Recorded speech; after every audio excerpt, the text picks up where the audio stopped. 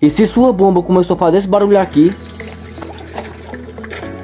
amigo, pode correr pra ajeitar, porque eu acho que deu ruim isso aí. Eu vou te mostrar como ajeitei a minha aqui, mas deu um maior trabalho, vamos lá. Como vocês ouviram aí, minha bomba tá fazendo um barulho muito estranho. Eu acho que pode ser sujeira, ou também pode ser o sapo, que tá fazendo muita festa aqui. Aqui tá tendo uma festa de... E olha o tanto de sapo que tem aqui, toda noite aqui do meu lado. Ele faz umas festas, mas quando eu chego com a luz aqui mesmo, eles vão tudo correndo fora da água aí, porque tem medo. Não perdi tempo não, já venho desmontando aqui minha bomba aqui. E vou tirar logo essa frente da turbina aí, porque tá cheio. Vocês podem reparar bem, tá cheio de lodo. Então eu vou limpar aqui com a escova aqui e deixar ela bem... Meu amigo, dentro desse buraco aí tava cheio de terra. Eu acho que tava isso o problema mesmo. Vai dar tudo certo. Já vi dando as batidas pra tirar essas terras ali. Quando eu reparei bem, tava descascando esse fio aí. Então é muito importante você passar pra você levar um choque aí. É muito ligeiro. Então bora logo ajeitar essa bomba aí pra ficar top. Então eu vou dar uma lavada bem lavada aqui, ó. Como vocês podem ver, tá cheio de lodo em cima aqui. E esse fio aqui que eu levei um choque aqui terrível aqui mesmo.